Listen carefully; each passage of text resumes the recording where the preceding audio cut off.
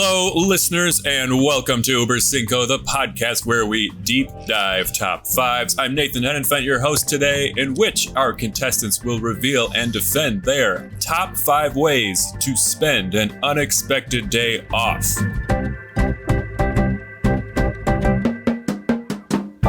We meant to do this 1 month ago, but we kept getting rained out, and then our kids all got sick, and we had to stay home and take care of them.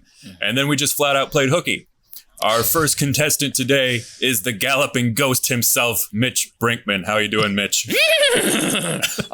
Just keeping fit and fine in my stable over here, just in the shadows of Wrigley Field. They're back, baby.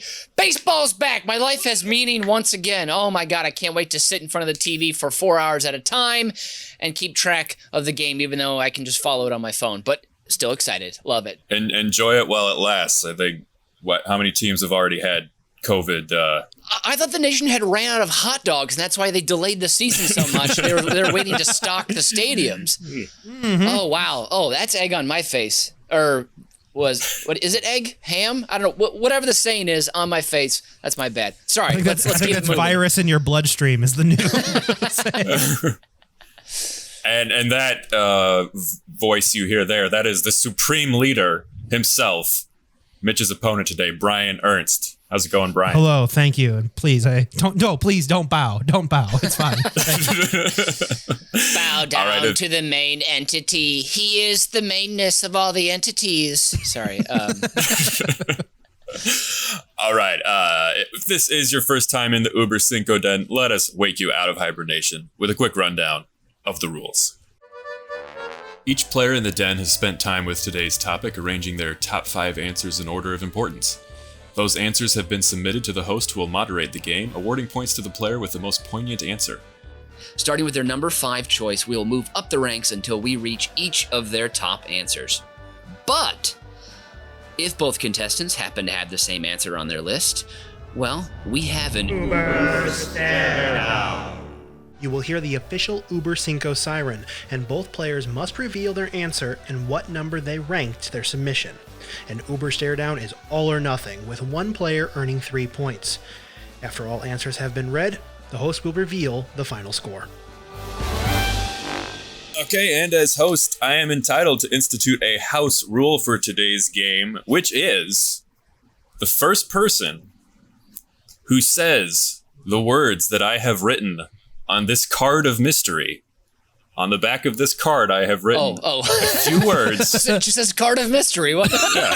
Yeah. I'm so on the other stupid. side, on the mysterious side of the card of mystery, I have written a few words, and the first person who says those will receive a bonus point. Oh my gosh. And at the end, if nobody has said these words, I'm going to award myself 1 point for the host.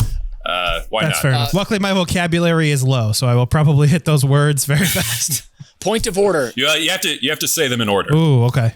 Okay, so it's a phrase we're saying, or could I say, hairpin, yada yada yada, pig nose, yada yada yada, squelch, and you'd be like, those are the mystery words. Oh no, it would be something in order, something you have said before in order. So a classic hairpin pig squelch. Okay, got it. Okay. Yep. I think you were the first person ever to say those words in that order. Number 1. There you go. It's actually it's a lady's hairdo. It's great. I love it. It's from the 1948s. So as a reminder, don't forget to stick with us till the end of the show, where I will give you the Fast 5 send-off, and I'm going to rattle off the definitive list of the top 5 movies that were pitched under the titles of different movies. Oh, I love this one. Oh, I'm very excited. To be honest, I'm very excited about this. Again, this time, he's honest. Yep. Oh boy. Well, that's one of us. All right, let's dive into it. Top 5 unexpected day off activities. Mitch, number 5, please. Oh, yes. Okay. I am calling this one Captain Flapjack and the Curse of Old Man Earl. And when you find out you've got an unexpected day off, you wake up. Of course, that's easy. Everyone can do that. Enjoy some water. And then you put on your Dockers golf shorts, like a comfy Izod polo, pair of Ray-Ban Clubmasters. You guys know one of my favorite sunglasses, before sliding into your Cole Haan driving moccasins. Then You go find a nearby diner, and you get a local newspaper and a New York Times. You get both. And then you go sit at the counter, and you really splay out the papers. Like, make it obvious you are reading these papers, and you're not just doing, like, the funnies. You're not just doing Sudoku. You know, you're variety. You are international news. You are sports. You're everything. And then you entice a curious old man nearby into being your pancake pal. You know, you invite him over, share your paper, maybe you go on the same jack. I don't know. But when ordering your pancakes, be specific that you'd appreciate a hotter grill so there's significant browning on the cake. It's crispy and the inside is still a bit soft. In my opinion, these are the best kind of flapjacks. And do not patronize a diner that doesn't serve real maple syrup and just a shit ton of butter with his hotcakes. And, you know, yes, you might be thinking real maple syrup. Well, what kind? Of course, Anderson's is out there. It's grade B. It's very nice. Even though my grandma swears by Butternut Mountain Farms from Vermont, but for my money, the number one maple syrup you can get is a warm half cup of Little Man maple syrup straight from Wisconsin. Your tongue will thank me later. But yeah, so then you're sitting with this old man. Really do your best to understand him, you know, like where he's coming from. Maybe use the term the greatest generation, and just listen to him, you know? But then eventually you're going to be downtrodden when you find out your new pancake pal thinks your Facebook generation is frivolous and silly. And then you go home, and that's it. That's my first way to enjoy an unexpected day off, is a pancake breakfast at a diner. So that was incredibly specific. What I also how many times has this happened? Do they still have newspapers available to you? At Hey, these support diners? local journalism. there you go. You might have to stop by a corporate outpost of Starbucks franchise for one of those papers because they still have them. But you know, I don't know. Most diners probably wouldn't. You know, maybe you could go to a Golden Apple or a Golden Nugget. You know, those might be as well. You know, you're more franchises there. But I would, you know, obviously local diner, local flavor, local counter, made with local stools. You know, that's what you want. So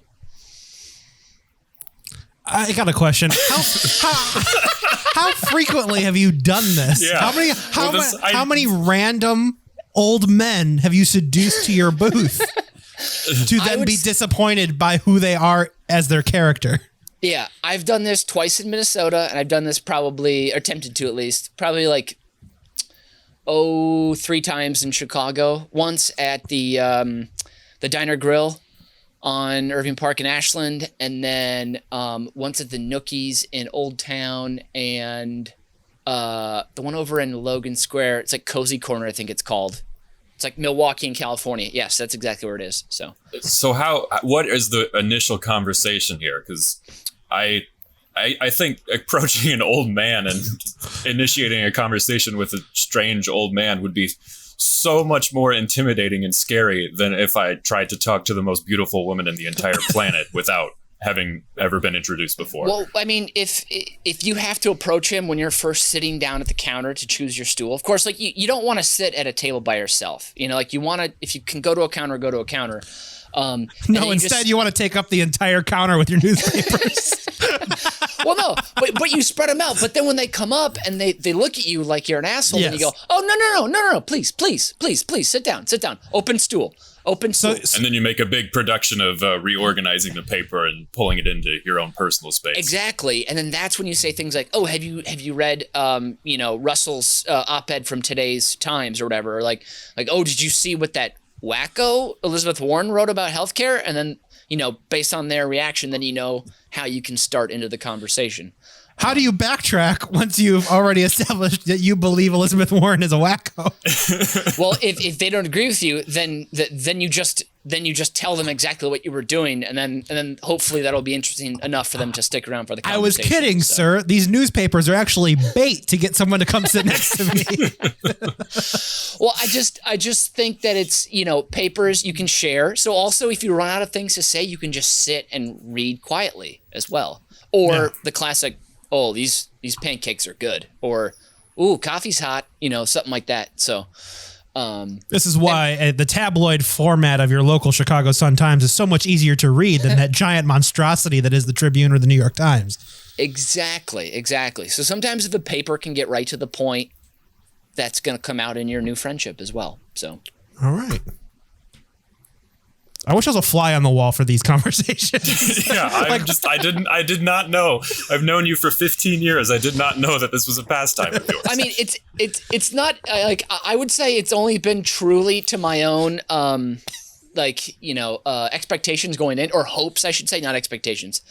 It's only actually worked like probably twice where I actually had a good conversation with the person and spoke for more than 10 minutes. Because you can kind of say nothing for 6 to 7 minutes. That's pretty easy.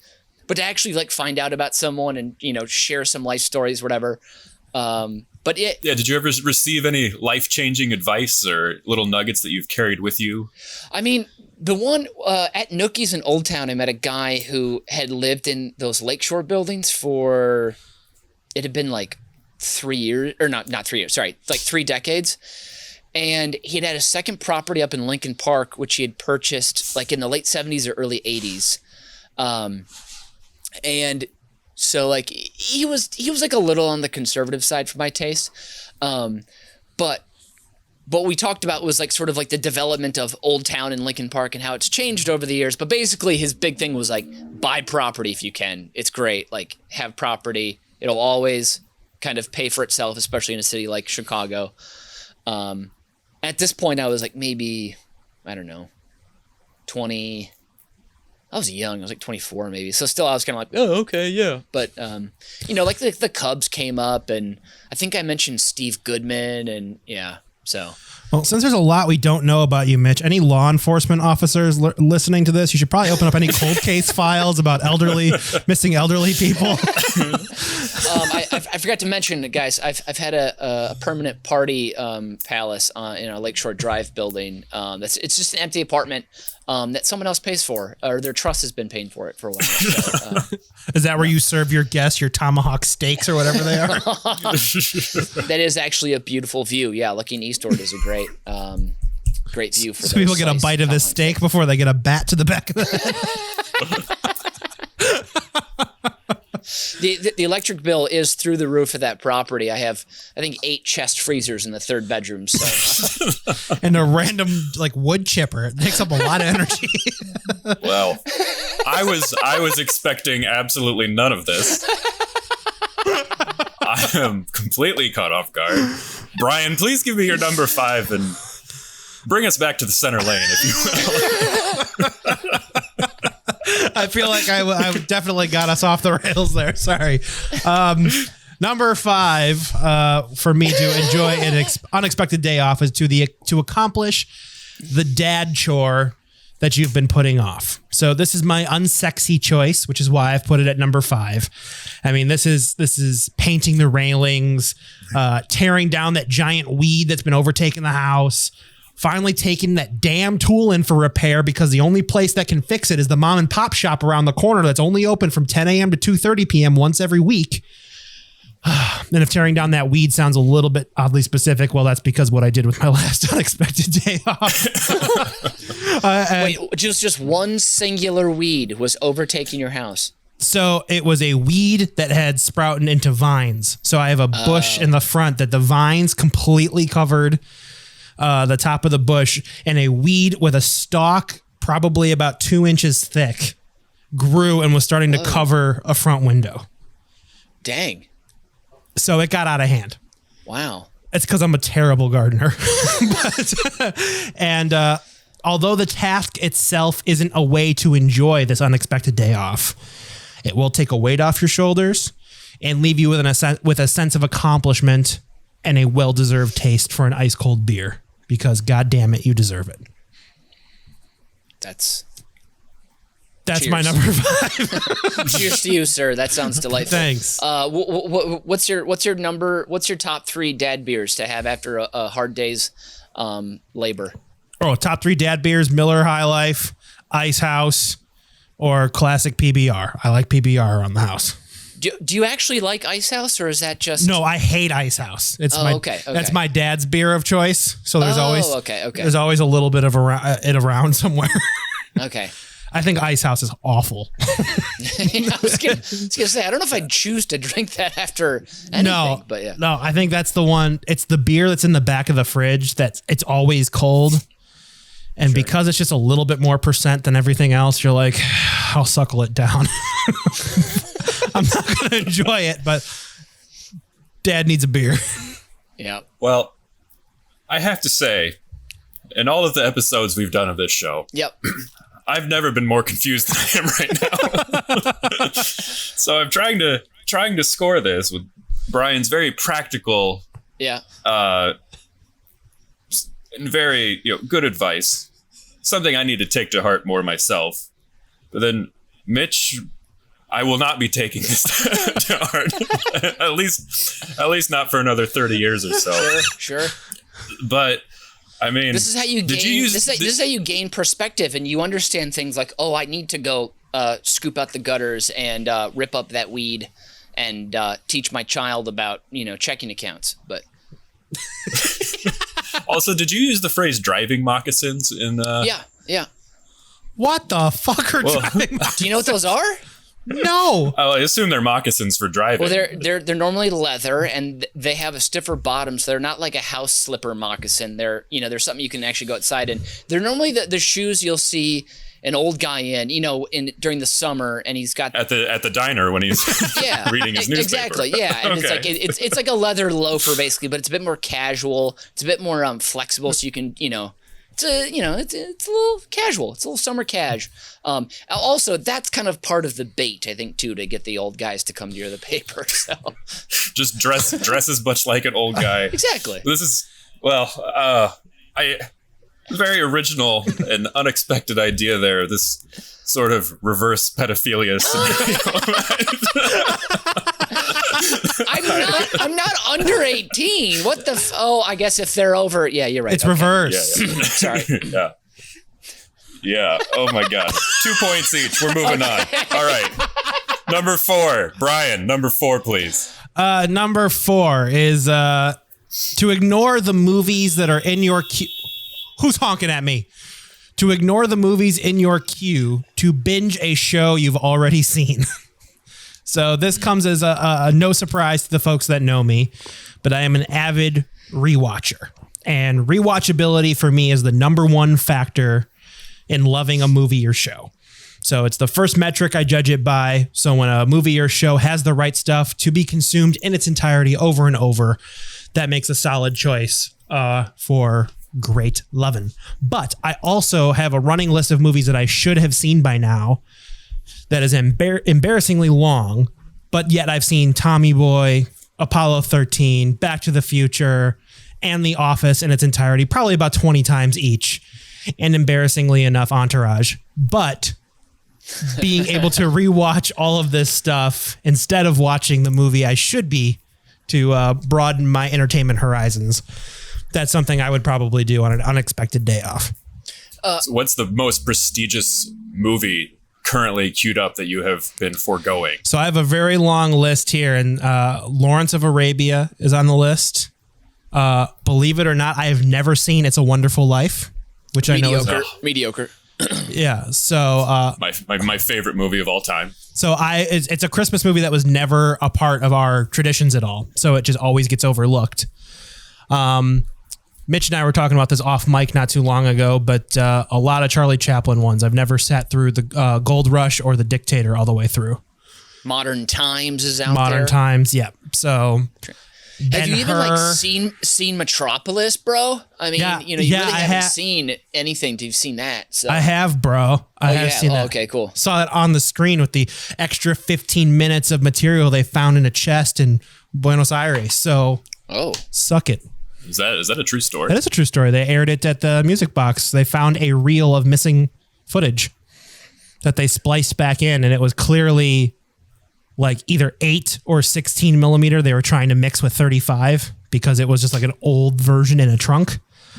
But there was like a deleted scene that they added back in from, was it 1925? And they showed that at the Music Box. That's amazing. Did they find it in like an old Nazi's meat cellar or something? And Probably. That explains why it was in Argentina, I'm assuming. Yeah, well, it was a Fritz Lang. That was a German film. Correct. So, dear. That's intriguing. Oh, man. Huh.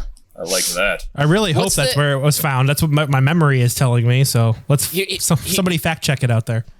Here's a question. At the end of a day, when you've had an unexpected day off and you spent the whole day watching The Office, do you ever feel at the end of the day like, ugh, I wasted that day at all? Or no? No. I mean, at the end of the day, I'm still happy. I was laughing the whole day. So it's like not really like I've wasted a day. That's true. I just didn't fill it with anything new. So that may be the only brief second of regret. But then I look back on all the laughs I had and I'm thrilled with myself. How often on these unexpected days will you start something and go, this isn't right, and need to switch it? Probably every time. Like I will try to watch one of those movies first and be like 10 minutes in and nah, don't got the energy for it. Yeah. Let me go microwave a TV dinner and watch something terrible. I can't tell you how many times I've started a movie and then watched instead an entire season of Peep Show. Yeah. I get it. Yeah. So it sounds like also most of these, save for maybe Apollo 13, everything's comedy too. Yeah. I think comedy has the biggest rewatchability out of anything. I think there is like a big thing about the unexpected day off. It reminds me of like when I was a kid, snow days, and there's just this cozy, comfy feeling. One of my favorite sounds in the history of time is a snowplow going by like at night, because when I was a kid, we lived on the main street in my hometown, and I'd be, off in dreamland, and then the snowplow would go by in the front, and it was, loud enough that it would wake me up a little bit. And I would just, if I heard that sound, I knew there was a pretty good chance I would wake up to really good news that I wasn't going to school. And you got to run to the TV, look at the scroll. I'm like, am I on the list? Yeah. Oh man, that was like a preview of what it feels like as an adult when you're like at the casino and the roulette ball is bouncing and just like waiting on that scroll. It's like that adrenaline rush is like, was Roseville Unit 200 going to be on the list? Oh man. And if it wasn't, one of my closest friends, there were 3 sisters I was very close friends with, and their father was the superintendent. And I always felt bad for them if we didn't make the list, because like everybody was just pissed off at their dad. Like, it's your fault, man. We could have, you had the power, and here we are. It's the kids' version of TV Guide. After you just missed your channel and you got to wait for it to come all the way around again. Oh yeah. Oh man, remember when TV Guide was a thing? Yeah. Are we dating ourselves? Hopefully, yeah. Mitch, let's get your number 4. Sure. Yeah. Well, my number 4 is, I call this one to be a kid again. Now, this is I'm speaking of as if you live in a city like Chicago, where you're going quote unquote downtown or to like the commercial area of your city for work, and you still go downtown this day, even though you don't have to. But not until lunchtime, and you surprise a friend, hopefully one of your better friends, for like a swanky cocktail lunch, and go to like your favorite McCormick and Schmick's or any of their world-renowned sister restaurants. Fingers crossed there are early happy hour specials, of course. Those are always nice to get something a little cheaper.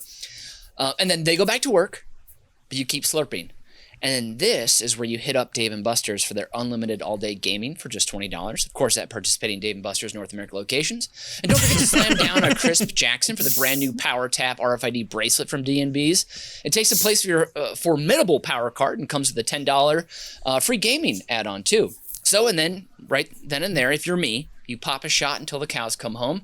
Then you take your fill of D&B's Crunch House salads and hot wings before slithering back to your abode to unwind with a rusty nail or a cold 2 glasses of rosé as you read your favorite coming-of-age book, like The Great Gatsby is a selection, or Lord of the Flies.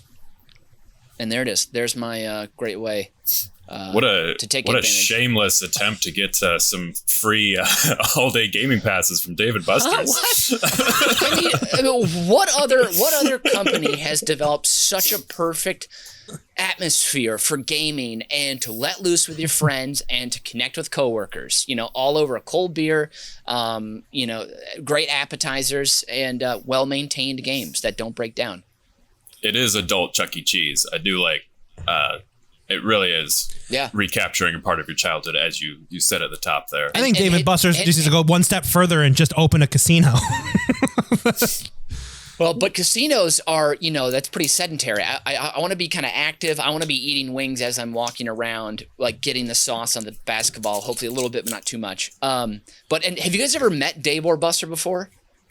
No, sorry. I did not know they were real people. Oh, I haven't either. I was just curious. Okay. Yeah, so that's my number 4. And also, of course, I want to mention when you're at lunch, maybe keep it to 3 cocktails or 2. You don't want it to be too insane. You want to be able to not have to take a cab to Dave & Buster's. Hopefully you can walk to one. And I'm thinking of River North here, which is a pretty easy walk from my favorite McCormick and Schmick's location, right on the river, overlooking the Michigan Avenue Bridge. So. Wow. All right. So for this round, just that sense of comfort that was evoked by Brian's Mitch? answer, Oh. and with some bribery involved, because I'm gonna make him watch It's a Wonderful Life next Christmas. He's gonna get the 3 points. Yes. And then Mitch again. I like that. Playing games at home with my sister and my mom. That was just recapturing that snow day of childhood. You're also getting 3 points. Thank you very much. Also, I just want to put it out there, Nathan. I would like to go versus with you on Papa Shot soon here, and because I think I could beat you at Papa Shot. It would be an epic battle. Yeah. We'd have to go like best 16 out of 31, I think. Oh, absolutely. Minimum. Yes, absolutely. a big enough sample set to, so it's statistically significant, so we can say once and for all who's the champ. So. All right. I look forward to it when the grown-ups tell us it's safe to play outside again. Thank you. Also, Brian, you should come to the Music Box and see It's a Wonderful Life on the big screen with the Christmas Carol sing-alongs this Christmas. So I feel like that would be a great way to watch it for the first time. Yeah. That is Absolutely. If they're open. That is if they're open, of course. But yeah. Or maybe maybe that would be something that they do a drive-in for. That's true. Christmas time. That would be very cool. I've actually been thinking about trying to do a drive-in soon. I think that would be a lot of fun. Yeah. All right. Brian, read your number 3, if you would. My number 3 I have as the Creative Catch-Up Day.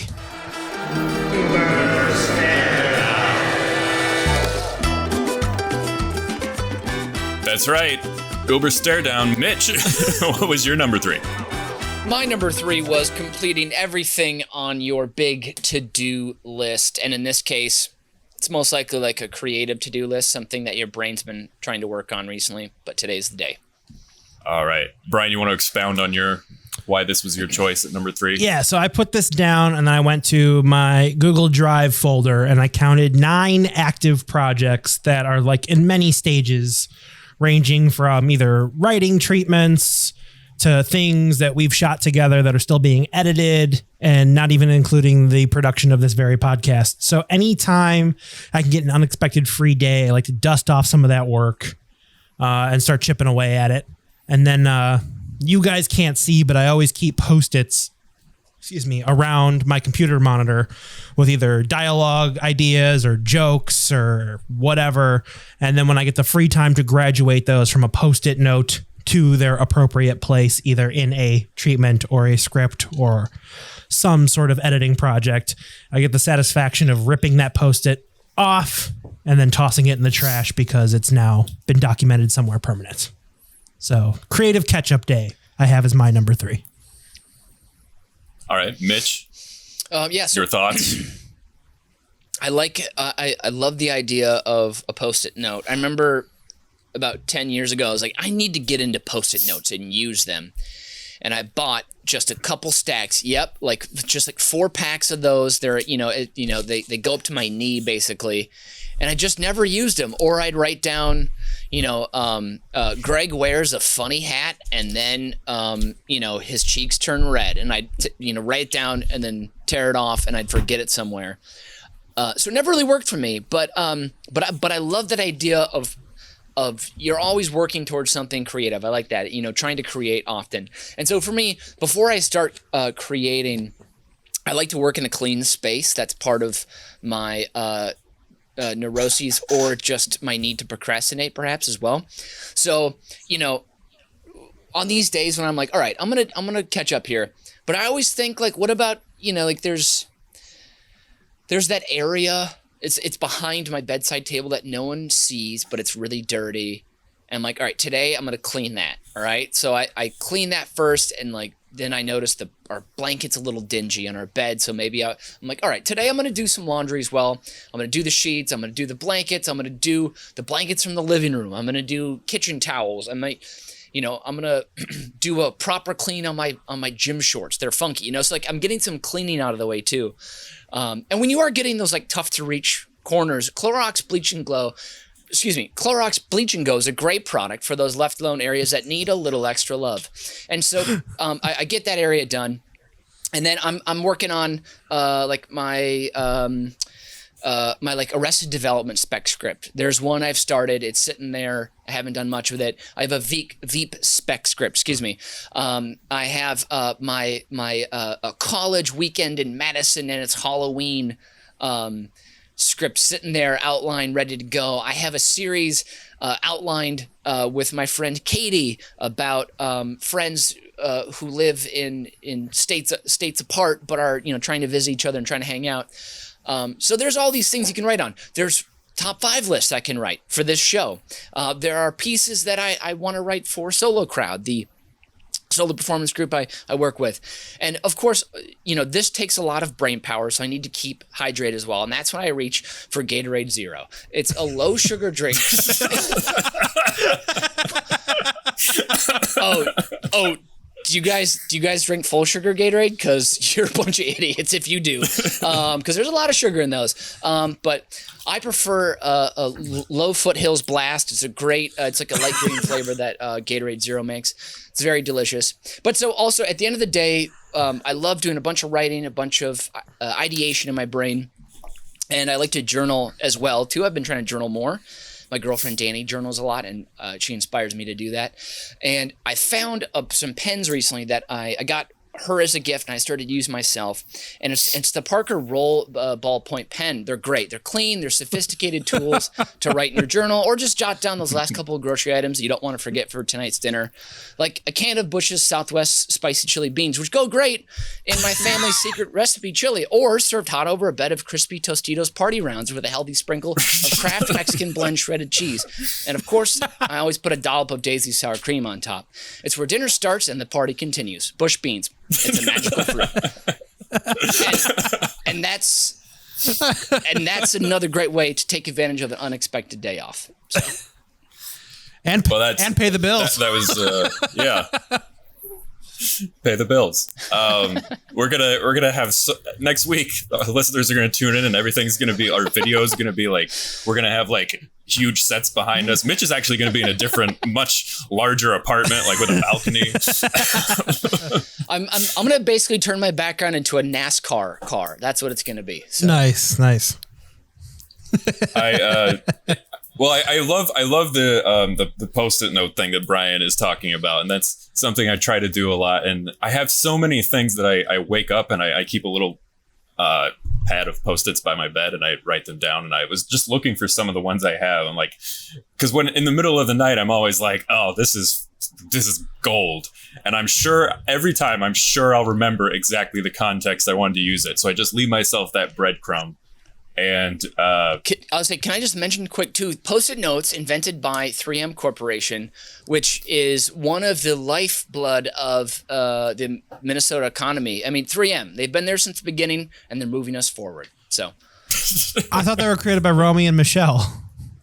That is a misnomer, actually. Okay, yeah. okay. people who believe movies are real do think that. So Damn. yeah. Fooled again. Well, if you guys have, I'm just going to throw some of the stuff I have written here, and since I can't remember it, let's see if you guys, take it and run with it. Mm-hmm. So I woke up in the middle of the night and wrote down, keep all the membranes permeable.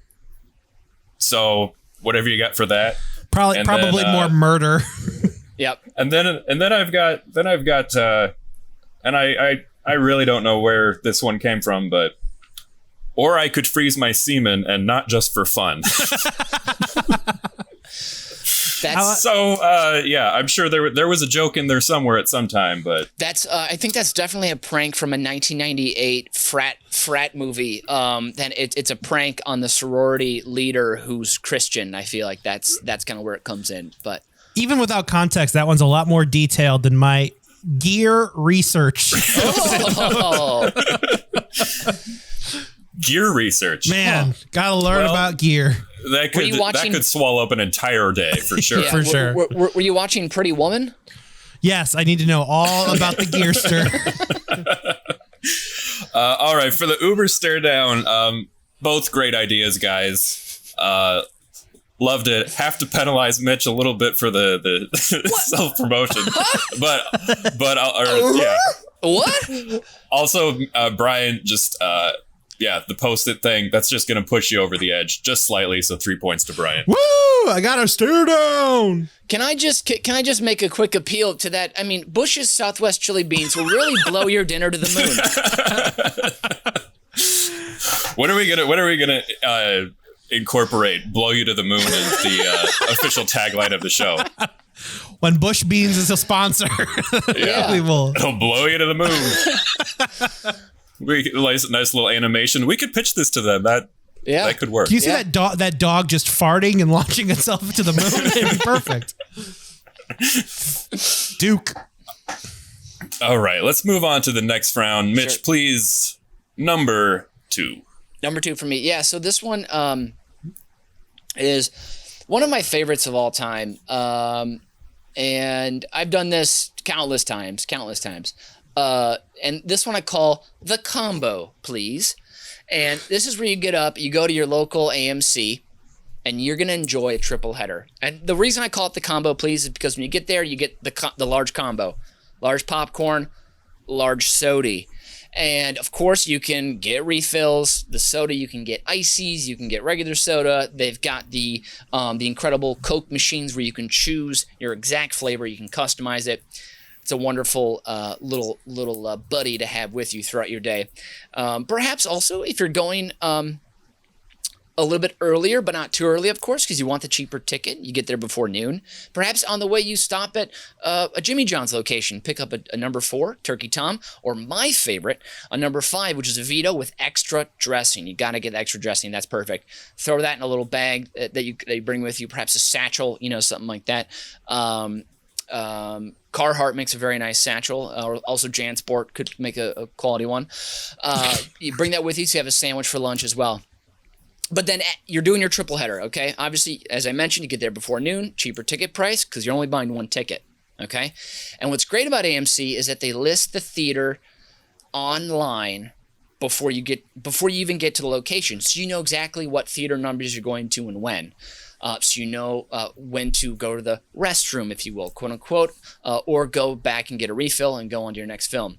And now, in my opinion, the order of your triple header should be: number 1 is a big studio picture that looks like it's just approaching maybe good.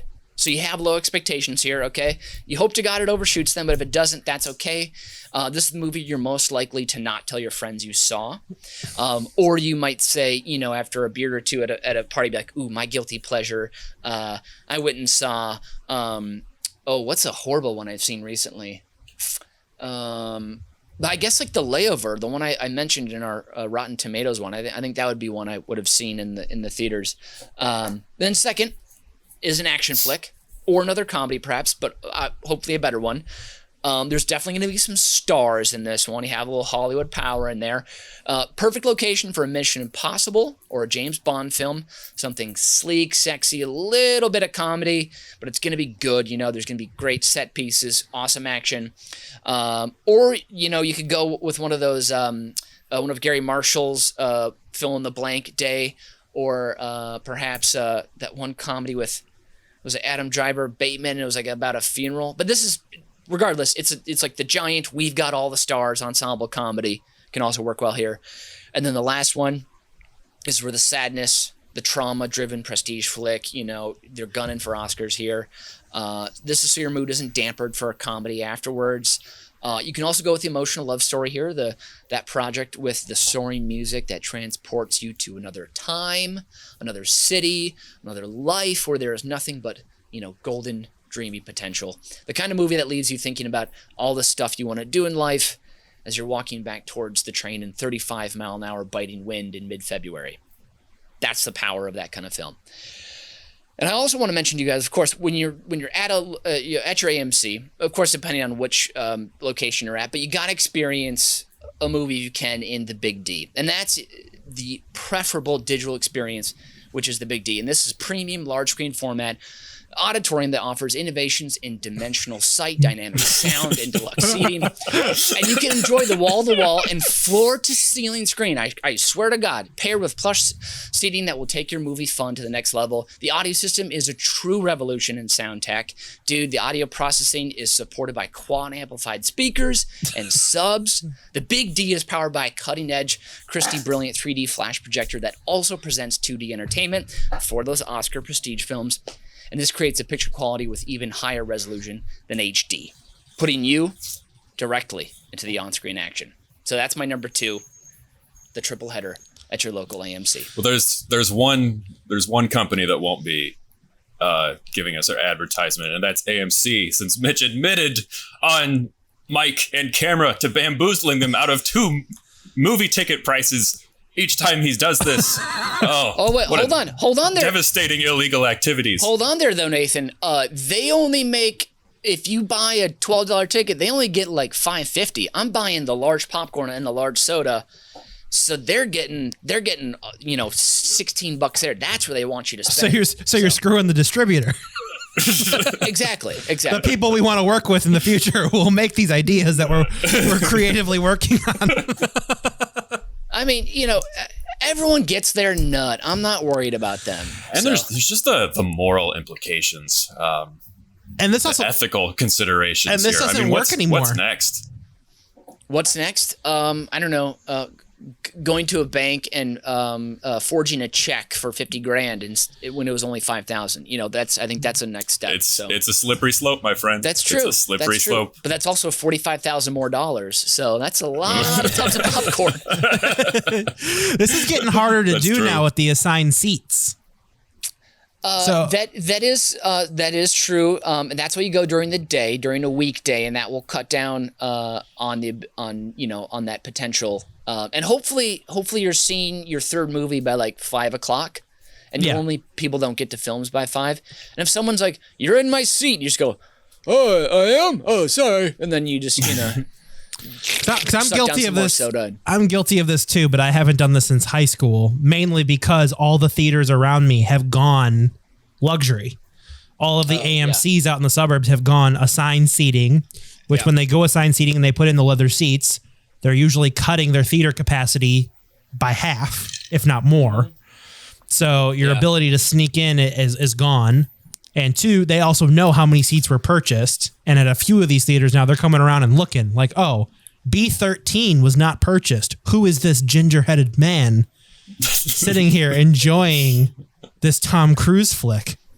I'll be honest. I've never seen that before ever at a movie theater I've been in. So maybe that's only in the suburbs where there are, teens running wild and I think that's true. And it's also, you can't bring a backpack into a suburban movie theater. It's normal in the city. In the suburbs, they're going to think you're up to no good. So this is why bringing in the food is a lot harder in the burbs. What does a backpack mean that you're up to no good? Why do you need a backpack at the movie theater? Because it's with you and you don't want to leave it in your car and have someone break in your car and steal it. Okay, so why did you need a backpack at the mall? To carry your stuff. Okay, yeah, it doesn't work. You city boys can get away with so much. That's both of our number 2s. Mm-hmm. Wait, no. No, that was his Brian, number 2. You need to do your number 2. Yeah. Yes, Please take it away. I need to do a number 2 here real fast. Yeah. So you do your number 2, and then we'll continue with the show. Yes. Take your time. My number 2 is Boo! Boo! do something green. This means get out in nature. Get out of the house, you lazy bastard, and absorb some vitamin D. There have been times where I've had this unexpected day off where I'm like, fuck it. I'm going to go to the forest preserve and just take a walk.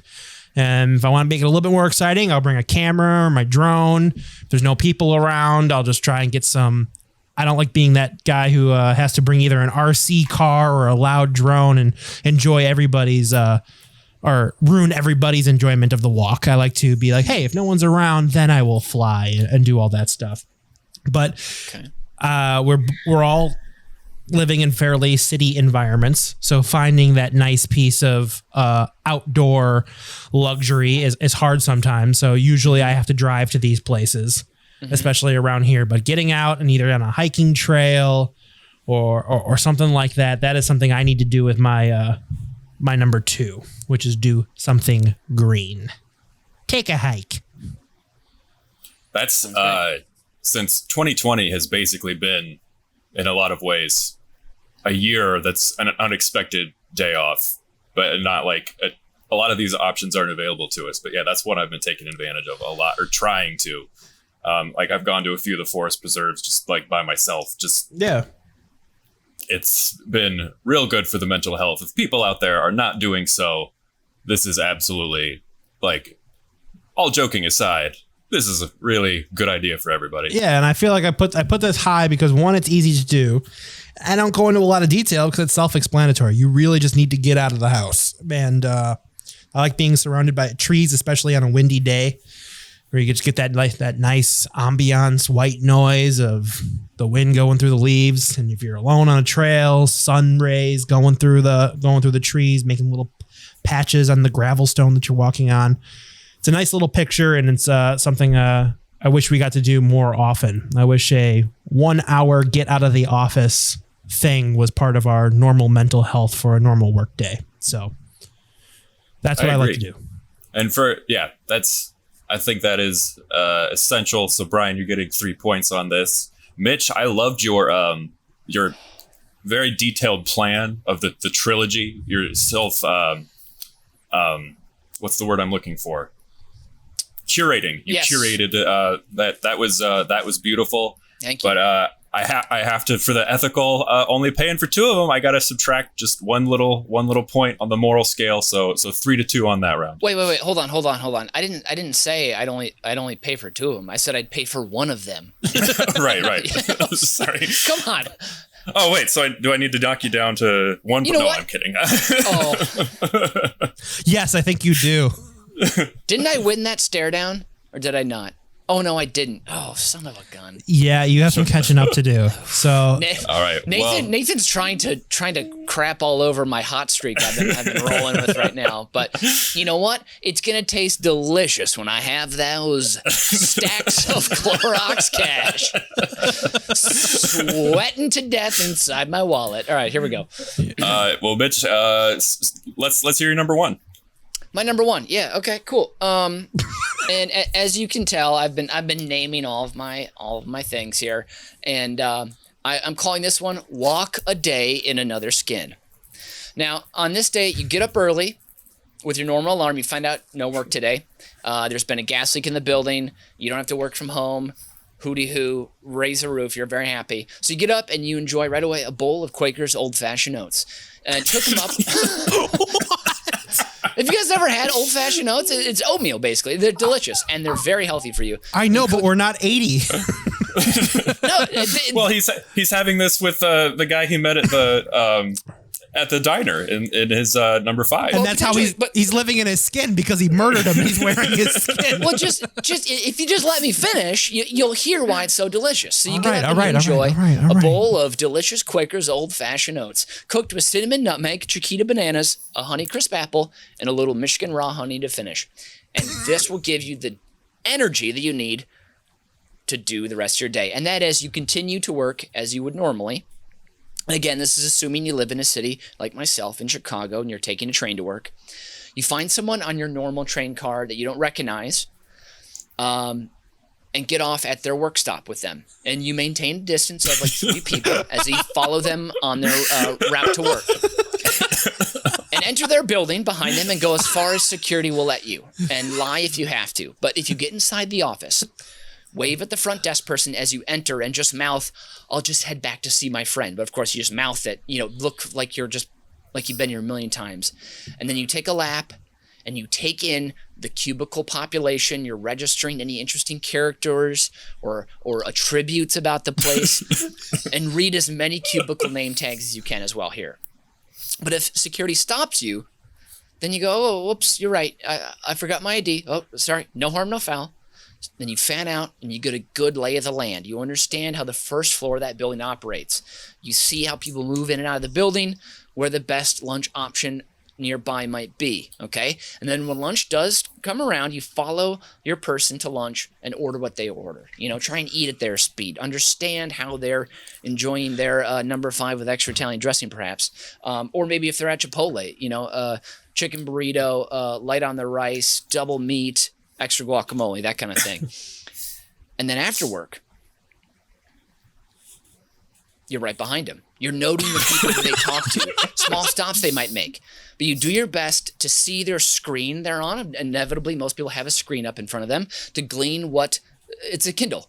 What book are they reading? Perhaps it's the new David Baldacci thriller, Walk the Wire, where Amos Decker and his FBI colleague, Alex Jameson, are called to London, North Dakota. They instantly sense that the thriving fracking town is ripe for trouble. The promise of a second gold rush has attracted an onslaught of newcomers, all hoping for a windfall, and the community is growing faster than houses can be built. The sudden boom has also brought a slew of problems with it, including drugs, property crimes, prostitution, and now murder. And the Associated Press has called Alex Jameson an incredible character. Or if they have a phone, what content they might be surfing on their phone. Of course, you note it, all of it, okay? You note their Florsheim shoes. You note their Canada Goose jacket. Boy, are they warm in that thing. And you notice the clean J. Crew button-up. Just glean it all, remember it all, lock it away. The next day, when you're headed back to work, normal schedule, find the person again on the platform and just strike up a conversation that seems just completely random and normal, but blow them away with all the similarities you two share. Later, when you recount the origin story of your deep, connected friendship, this is years down the line, they'll learn of all these things you did and understand how much you care. That you took all this time to become friends with them. And with this, they'll feel incredibly flattered. And from here on out, you'll always have someone to grab pancakes with at the drop of a hat. Oh God, the talented Mr. Brinkman. Now, a lot of questions. Sure, yeah. Shoot. Is this how you met me, Brian, or both of us? And we just haven't heard about it until today. I did. Brian always stopped at the Dunkin' at Jackson and State that used to be there. And I remember I ordered the same coffee as him for like 2 weeks before I got up the courage to accidentally sit by him in class. So I'm changing my order. Oh, dear. What? It was just so specific. Was that... Again, how many times have you done this? Were all those details from your last unexpected day off, like just a few weeks ago? Do you have a new friend you got the ball rolling with here? Not yet. I'm trying to find a worthy target, honestly. Oh my God. What? I mean, you can just tell when you look at someone whether or not you'd want to be friends with them, right? Whether or not you'd want to understand them inside out, obviously. Oh, interesting choice of words. I mean, yeah, I get, sure, thank you. Like, yeah. Like, are you going to be wearing their skin eventually? Is that what you mean by inside out? Yeah. How many of these friends are going to make great lamps?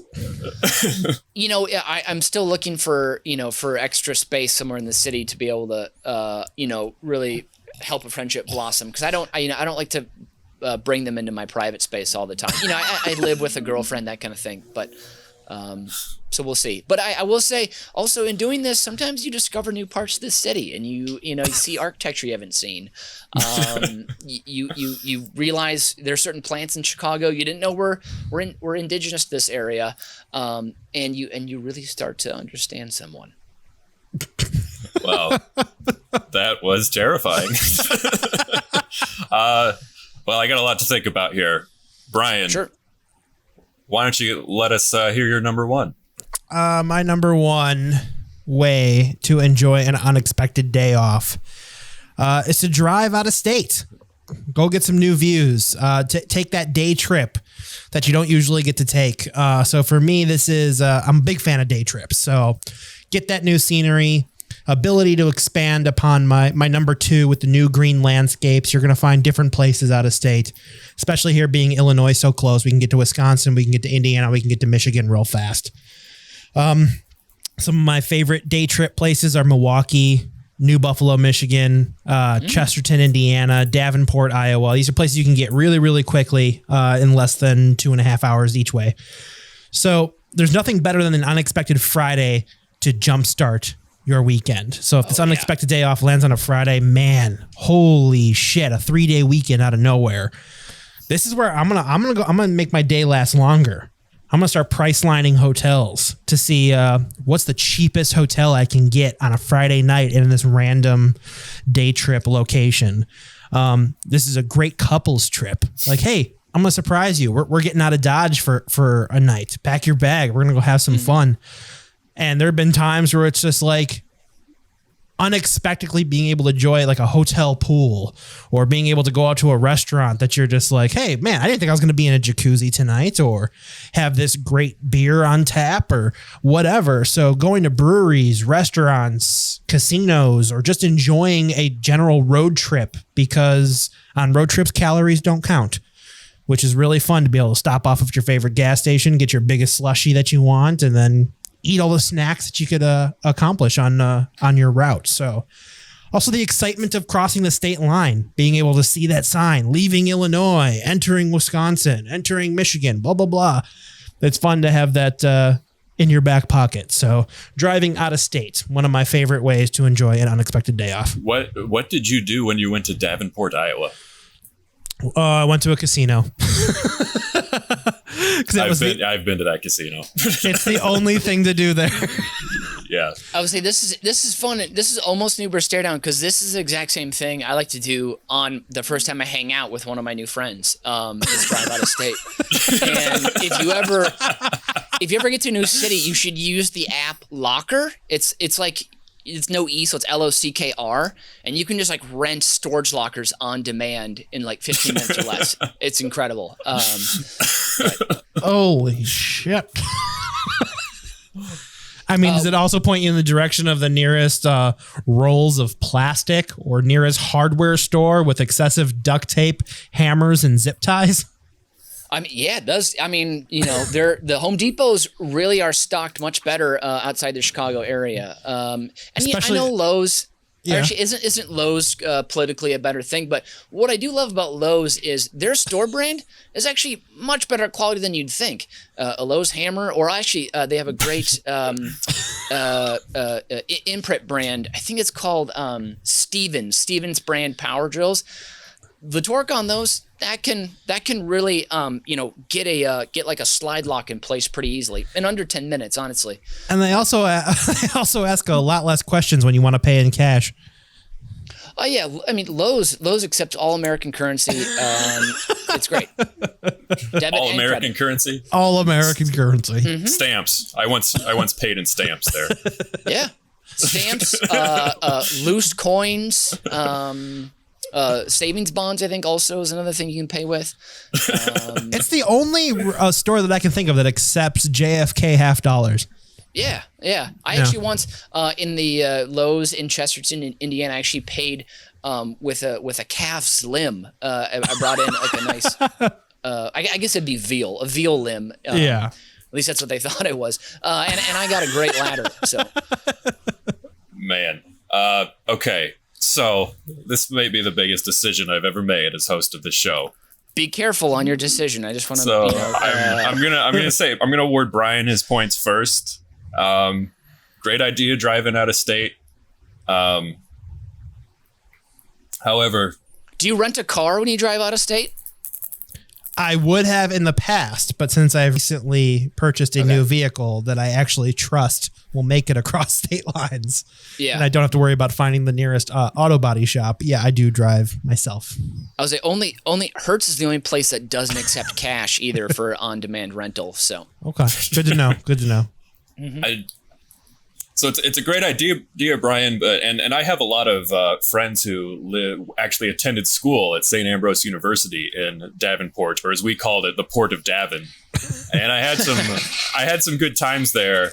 But I just don't think it's a 3-point city, so I'm only going to give you 2 points. That's fair. That's fair enough. I mean, you mentioned Milwaukee. Milwaukee is clearly the diamond city on that list. I mean, the amount of vacancy at storage lockers in that city is incredible. But like, what do you like to do there, though?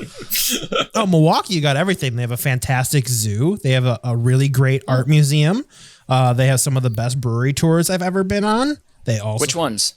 Lakefront. Sprecher, and then they also got a great casino. So me and Mitch took a good day trip up there. Went to a brewery, went and saw the then at the time world champion San Antonio Spurs play. That is true. That was a good one. Versus a young Giannis Antetokounmpo, the Greek freak. So yeah, that was a good day. It was. But Mitch, this is the big decision. Yeah. Be careful. One part of me wants lightly. to give you 1 point because I'm terrified, and then the other part wants to give you 3 points because I'm terrified. And so, just in the inference of self-preservation, because I have a really rich and fulfilling life that I would like to extend a little bit longer. So you get 3 points. I'm happy to see you used your best judgment. And that rounds your total up to 10 points. Yes, and I win. Brian has 5, 8. I count 13. Woo! Hold on. Recount. Brian, is that really what the total score is? 13-10? 13-10. God. Nobody got the mystery card. What was on the card of mystery? Oh yeah, what was the mystery card?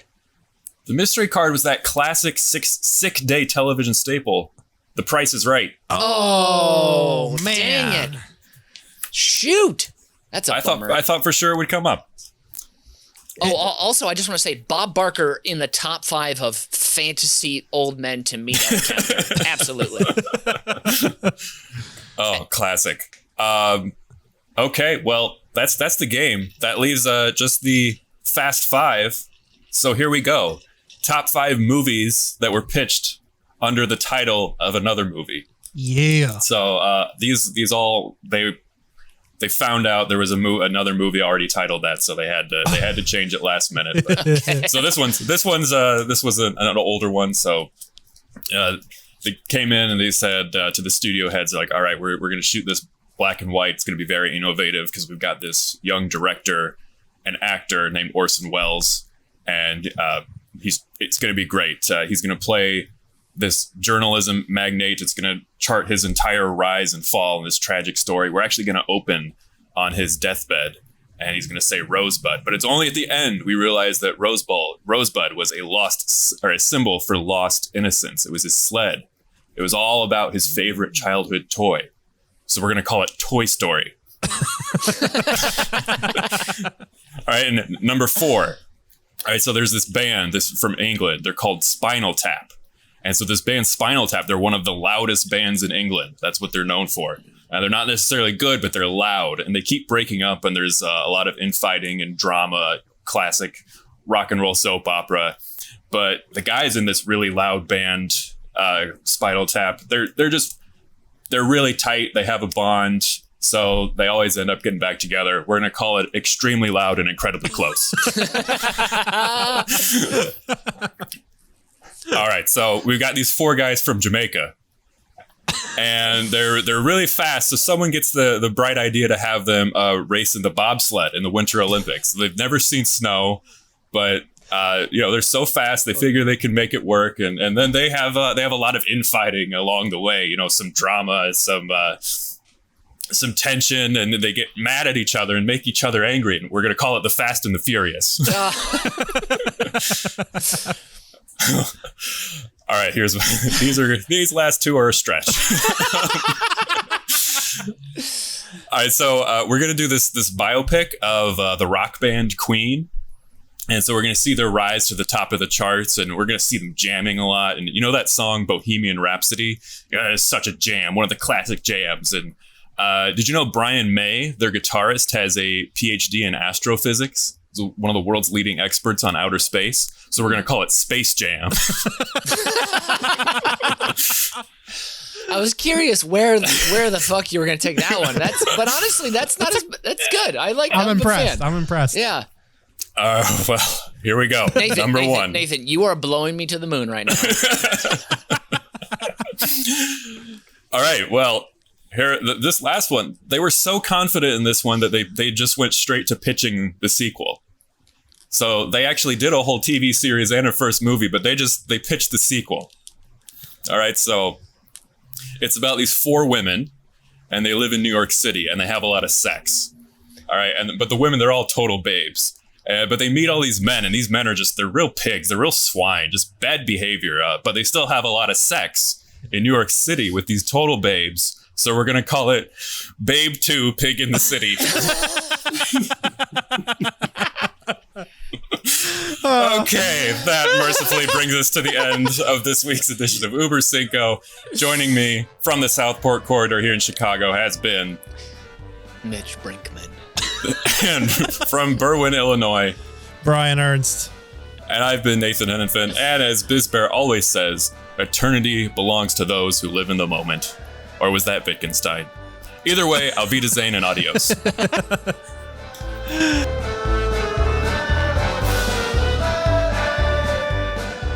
You've just listened to Uber Cinco, a production of UBK Studios. Subscribe to the show on Apple Podcasts, Spotify, Stitcher, or wherever you get your fine podcasts from. If you like what you hear and want to support the show, please visit our Patreon site at patreon.com/UBK Studios. Every little bit helps us keep the lights on and the bill collectors at bay. Keep tabs on us on all the social media at UBK Studios, and most importantly, subscribe to our YouTube channel so you can see that we really are just a bunch of good Midwestern boys.